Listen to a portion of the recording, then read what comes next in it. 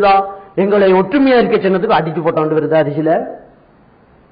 அது நல்ல விஷயம் தானே, பகுத்தறிவுள்ள எல்லாருக்கும் தெரிய போகுது. அப்ப தீய நீங்க நாங்க தொழுகிறோம், யாரோ தொழாத போய் சொல்றோம், நீங்க நாங்க தொழுகிறோம். இன்னைக்கு எத்தனையோ மக்கள் தொழுகை இல்லாம இருக்கிறாங்க, வாங்க பள்ளியில பயான் நடக்கும் கூட்டிட்டு வரோம். அவன் தொழாம இருப்பான். அங்க பள்ளியில அந்த ஊர்ல குறி சாத்திரம் பார்க்கலாம் இருப்பான், நூல் காட்டுவான் இருப்பான், கபூர் வணங்கி இருப்பான். அதெல்லாம் பத்தி பேச்சு கிடையாது. வட்டி கொடுக்கணும் அதெல்லாம் பேச்சு. தொழுகை பற்றி பயங்கரமா பயம் போயிட்டு இருக்கு. தொழுகையை பத்தி யாராவது பேசினா அடிப்பாங்களா? தொழுகையை பத்தி பேசினா அடிப்பாங்களா? அங்க இருக்கிறதுல தவறான விஷயங்களை சுட்டி காட்ட போன தான் அடிவிடும். என்ன தேவை அதை பேசணும். ஆனால் அந்த பேசுற நேரத்தில் அடுத்த சூடேற்ற மாதிரி பேசாம அவன் ஏற்றுக்கொள்ற மாதிரி பேசுறதுக்கு வழி இருக்குது. அது எப்படிங்கிறத நாங்க பார்ப்போம். இல்ல பாருங்க, ஒரு தாவா பண்ணக்கூடியவனுக்கு முதல்ல இருக்க வேண்டியது என்ன முதல்ல இருக்க வேண்டும் அப்படின்னு சொன்னா, அடுத்த வேற ஈர்த்து எடுக்கக்கூடிய அந்த வசியம் எல்லாத்தையும் இருக்கும். நம்ம கிட்ட எல்லாருக்கிட்டையும் நம்ம கிட்ட அந்த வசியம் இருக்கு. நம்மளை பார்த்தா அவன் பேசணும், நம்ம பேசின ஏற்றுக்கொள்ளணும்.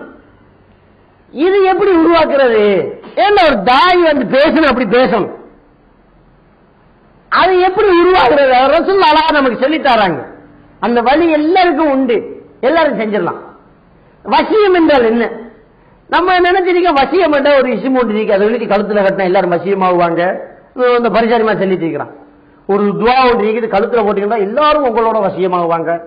இந்த இசிமை கரைச்சி குடிச்சா எல்லாரும் வசியமாகும். வசியம்ங்கிறது என்ன தெரியுமா? அடுத்த நீ கவர்ந்து இழுக்கிறது, அதான் வசியம். கவர்ச்சி, அதாவது விளம்பரம், ஒப்ஜெக்டிவ் சொல்லுவாங்க.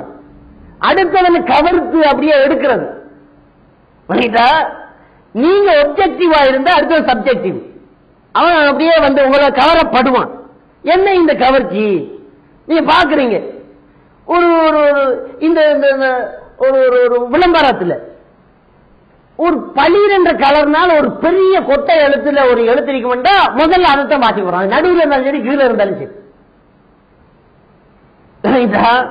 இப்ப இந்த இருக்கிறதுல பார்த்தா சீதன ஒழிப்பு மட்டும்தான் நீங்க வாசிப்பீங்க. அதான் ஒரு கவர்ச்சியான கலர்ல பெருசா இருக்குது. அடுத்த கவர்ற மாதிரி நம்ம செய்யறோமா இல்லையா? ஒவ்வொரு விதமா செய்வாங்க, ஒரு இசையோட போடுவாங்க. இதுல இன்னொரு விஷயம் இருக்கு, என்ன தெரியுமா? மனிதர்களுக்குள்ள ஒரு உளவியல் பிரச்சனை என்ன தெரியுமா? மறைச்சு வைக்கிறத பார்க்கணும்னு ஆசைப்படுவோம். மறைச்சு வச்சுக்கிட்டா மூடி வச்ச திறக்க கூடாதுன்னா திறந்து வைப்போம். அதை ஒன்றுமா அனுக்க கூடாது, இதை திறந்து பார்க்கும். பாகிஸ்தான்ல விளம்பரம் அப்படி போடுவோம். பாகிஸ்தான்ல இந்த மெயின் ரோட்டோரத்தில் பெரிய போஸ்டர் அடிச்சிக்கும் இல்லையா? பிஸ்கெட்டுக்கு, நொழும்புச்சதுக்கு, திரைப்படத்துக்கு, அதுக்கு இதுக்கெல்லாம் போஸ்டர் அடிச்சிக்கும். பாகிஸ்தான்ல பெரிய ஒரு போட்டை போட்டு சின்னதா அனுப்பா, மறுபுறம் தயவு செய்து பார்க்காதீர்கள். வாகனத்தை அப்படியே சுலவாகட்டும், கண்ணாடிக்குள்ள மறுபுறம் என்ன இருக்குன்னு பார்ப்பான். அங்க தலைகீழா ஒரு விளம்பரத்தை போட்டிருப்பான். அப்பதான் கண்ணாடிக்குள்ள நேரா விளங்கும். இந்த போஸ்டருக்கு பின்னால தலைகீழ் அம்பிலான் சென்றிருக்கும் இல்லையா? கண்ணாடிக்குள்ள பார்த்தா மட்டும் சரியா தெரியுற மாதிரி தலைகீழா ஒரு விளம்பரத்தை அவன் கம்பெனிய சவுக்காரத்துக்கு அதுக்கு இதுக்கு விளம்பரத்தை தலைகீழா போட்டுப்பான். மறுபுறம் பார்க்காதீர்கள் என்றதோட கார் அப்படியே சைட் பண்ணிட்டு கண்ணாடிக்குள்ள பார்ப்பான். சோப்புக்கு விளம்பரம் போட்டிக்கணும். இதான் மனிதனுடைய ஒரு இயற்கை நிலை. அடுத்தவன் கவர வைக்கிறதுக்கு செஞ்சாங்களே, அந்த தலைகீழா போட்டாங்களே, மறுபுறம் பார்க்காதீர்கள் அப்படிங்கறதான் வசியம். அதான் சூனியம், ஒன்றும் இல்லாது. அதான் வசியம். அவன் பெரிய எழுத்துல போட்டுமே, இதுதான் வசியம். இப்ப ரசூலுல்லாஹ் நமக்கு அழகான ஒரு விஷயத்தை சொல்லி தந்திருக்கிறாங்க. தபஸ்ஸுமுக்கல் யஹீக சதகத்துன் லக்கன்னுட்டாங்க. உங்களுடைய புன்முறுவல் இருக்குது இல்லையா, இதுக்கு அல்லாஹ் உங்களுக்கு நன்மை தாரான் அப்படிங்கிறாங்க. முகத்துல ஒரு புன்முறுவல் இருக்கணும், ஒரு மலர்ச்சி இருக்கணும் அப்படிங்கிறாங்க. தபஸ்ஸும் என்றா அப்படியே நம்ம சிரிக்கிறது இல்ல, தபஸ்ஸும் ஸ்மைல்னு சொல்லுவாங்க. தபஸ்ஸும் என்றா புன்முறுவல். நடந்து போகல புன்முறுவலோடய போகலாம், ஆனா சிரிச்சிக்கு போனா பைத்தியாரம். தனிய போகல ஒருத்தன் சிரிச்சிக்கு போனான்னு சொன்னா அவன் பைத்தியாரம். ஆனா ஒருத்தன் புன்முறுவலோட போனா அவன் ரொம்ப நல்லது. இந்த நேரம் சிரிச்ச முகம் பாங்க, இதுக்கு நன்மை இருக்குதுங்கிற அல்லாஹ். தபஸ்ஸுமுக லியஹீக, அடுத்தவனை நீ பேஸ் பண்ற நேரத்துல, முன்னோக்குற நேரத்துல உனக்கிட்ட ஒரு தபஸ்ஸும் புன்முறுவல் இருக்கிறதாக இருந்தா உனக்கு அல்லாஹ் நன்மை தாரான் அப்படின்னாங்க ரசூலுல்லாஹி ஸல்லல்லாஹு அலைஹி வஸல்லம். எப்படி இந்த தபஸ்ஸும் வரும், எப்படி இந்த புன்முறுவல் வரும்? இந்த புன்முறுவல் இருந்தாலே அவர் கருப்பா இருந்தாலும் சரி, நம்ம முகத்துல அழகு அசிங்கம் என்று வச்சிருக்கிறோம் இல்லையா, அழகு அசிங்கத்தை தீர்மானிக்க அந்த முகத்தில் இருக்கக்கூடிய அந்த கவர்ச்சி, அந்த லட்சணம் தான், அந்த சிரிப்பு தான், அந்த தபஸ்ஸும் தான், அந்த புன்முறுவல் தான் ஒருத்தர் அழகாக்குறதும் அசிங்கமாக்கும். அப்ப இந்த தபஸ்ஸும் என்கிறது நமக்கிட்ட சும்மா கொண்டாந்த ஆளை சேர்க்கும் தாழ்வாக்கு. நம்மள சிலரை நீங்க பாத்தீங்கன்னு சொன்னா, ஒரு சிலரை நீங்க பாத்தீங்கன்னு சொன்னா, இவரை எங்கேயோ பார்த்த மாதிரி இருக்குது அப்படிங்க, ஜம்மத்துல கண்டிக்க மாட்டேங்க. அந்த முகம் எங்கேயோ பார்த்த மாதிரி, பார்த்து எனக்கு எங்கேயோ பார்த்த மாதிரி, என்ன எங்கேயோ பார்த்த மாதிரி, அவ்வளவு ஈர்ப்பு சக்தி அவன்கிட்ட இருக்குது. இந்த தபஸ்ஸும் என்கிறது என்ன? உதட்ட ஒரு மாதிரியாக உசிப்பி கொஞ்சம் பல்ல தெரிய வச்சுக்கிட்டு சொக்குல குளிய தபஸ்ஸு எப்படி வரும் தெரியுமா? அடுத்தவங்களை எப்ப மதிக்கிறோமோ அப்ப நம்ம கிட்ட தபஸ்ஸும் இயற்கையாக வரும். ரசூலுல்லாஹ் கிட்ட கேட்டாங்க, பெருமைண்டா என்ன யார சொல்லலான்னு கேட்டாங்க. பத்ருல் ஹக் வ கமத்துன் நாஸ் சொன்னாங்க ரசூலுல்லாஹ். பெருமைண்டா என்ன தெரியுமா? உண்மையை மறைத்து மனிதர்களை கேவலமாக கருதுவதுதான் பெருமை. எப்பொழுதுமே ஒரு சபையில இருக்கிறவங்களை கேவலமாக கருதினா அவர முகத்துல சிரிப்பு அப்படியே ஒளிந்து வேற ஒன்று வந்துடும். தபஸ்ஸும் இல்லாத முகத்தில் அகங்காரம் இருக்குதுன்ற அர்த்தம். அகங்காரமும் இல்லை, தபஸ்ஸுமும் இல்லை என்கிற ஒரு நிலை கிடையாது. அது இல்லாட்டி இது பாசிட்டிவ், இல்லாட்டி நெகட்டிவ். சிரிப்பு இல்லையா பெருமை இருக்கு, முகம் காட்டி கொடுக்கும்.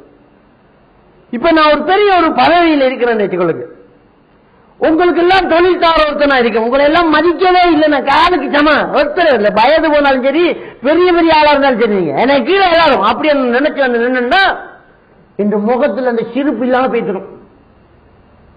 அப்படியே அகங்காரம் பண்ணி அப்படியே பேசி நிற்பேன். நீங்க எல்லாம் மனசுக்குள்ள அதை திட்டிக்கிட்டே கேட்டிருப்பீங்க. வேற வழி இல்லாம இவடத்தை உட்கார வேண்டிய எனக்கு பயந்துக்கிட்டு ஒலிம்பி போனா பிடிச்சி அடிச்சு போட்டுருவான். எப்படா இவன் பேச்ச முடிப்பான் அப்படின்ற உங்களோட நிலைமை இருக்கும்.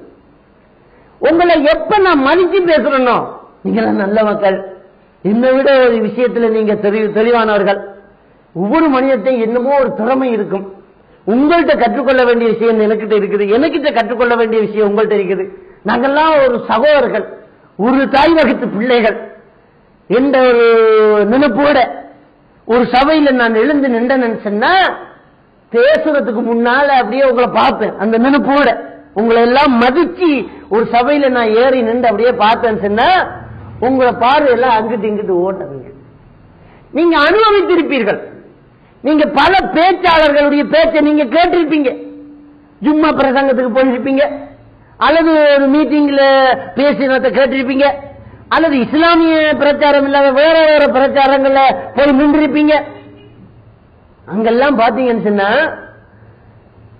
எந்த பேச்சாளர்கிட்ட அடுத்தவங்களை மதிக்கக்கூடிய அந்த தன்மை இல்லாம அகங்காரம் இருக்குதோ அவரு பீரங்கி பேச்சாளராக இருந்தால் ரெண்டு பேர் காய்ச்சிப்பான். பயங்கரமான விஷயத்தை பேசிப்பான். எப்படி ரெண்டு பேர் காய்ச்சிப்பான். அவனுக்கு எல்லாம் பிடிக்காது. அந்த வசியம் தான். யாரும் அங்கங்களை போகாம என்னையே நோக்கிக்கிட்டு இருக்கிறதா இருந்தா நான் உங்களை கட்டுப்படுத்துறதா உங்களை நான் மதிச்சாகணும். உங்களை மதிச்சா நான் தான் செயற்கையா கொண்டு வராமலே முகத்தில் ஒரு லட்சணம் வரும். உங்களால எல்லாராலையும் முடியும். அப்ப நான் ஒரு தாயா இருக்கிறவனுக்கிட்ட அடுத்தவனை மதிக்கிற பண்பு இருக்கணும். இருந்தா அவர்கிட்ட தபஸ்ஸும் இருக்கும்.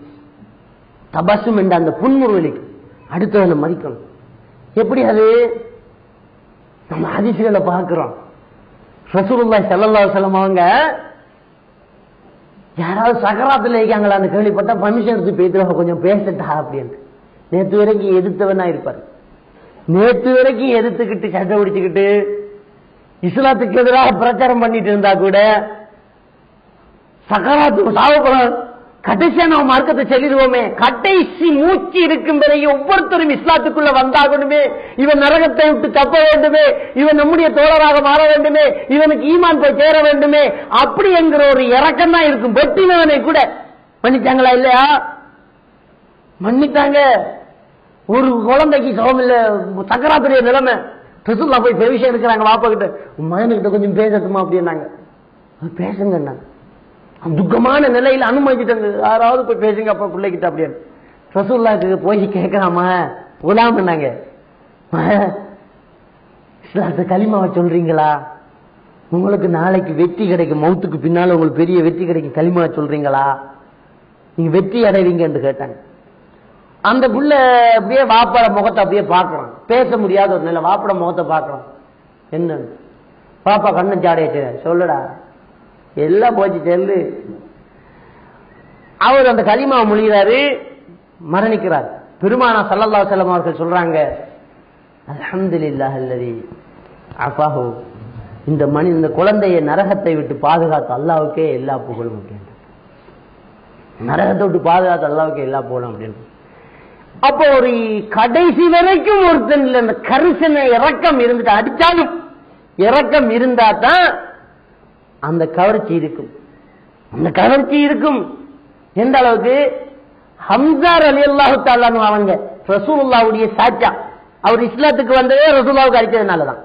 ரசூலுல்லாஹ்வுக்கு அபூஜஹில் அடிச்சு கண்டத்தால் ரத்தம் கொட்டு என்ற செய்தி ஹம்ஸா ரலியல்லாஹு தஆலாவுக்கு வருகிறது. அவர் இஸ்லாத்துக்கு வரலாப்ப அவர்கிட்ட அந்த பெண்மணி சொல்ற, ஒரு அடிமை பொம்பளை, என்னப்பா உங்களுடைய சகோதர மகன் முகம்மதுக்கு உங்க ஆள் அபூஜஹில் நல்லா வாங்கிட்டாரு, கண்ணத்தால ரத்தம் கொட்ட மனுஷன் ஒன்னும் பேசாம ஓடுறாரு அப்படின்னு சொன்ன உடனே நேற்று வரைக்கும் இஸ்லாத்தை ஏற்றுக்கிட்டு இஸ்லாத்தை ஏற்றுக்கொள்ளாம, ஆனா ரசூலுல்லாஹ் ஒரு சகோதரனுடைய மகன், நானான மகன்ங்கிறதுக்காக எதுவுமே பேசாம மௌனமா இருந்த ஹம்ஸா ரலியல்லாஹு தன்னுடைய மகன் உரிமையில் இருக்கிற அந்த நானாவுடைய மகனுக்கு அடிச்சு போட்டாங்களே அப்படிங்கிறதுக்காக வேதனைப்பட்டார்.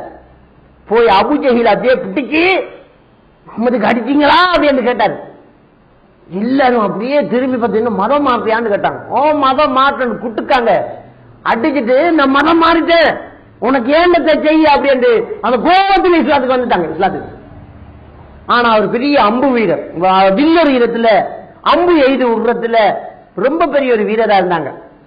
யுத்தத்துல உஹது யுத்தத்துல நின்று போராடுறாங்க. எதிரிகளை கொண்டுகிட்டு இருக்கிற நேரத்துல வஹ்ஷி என்கிறவர் ஒரு அடிமை எஜமானர் செல்லிவிடுறா இந்தா.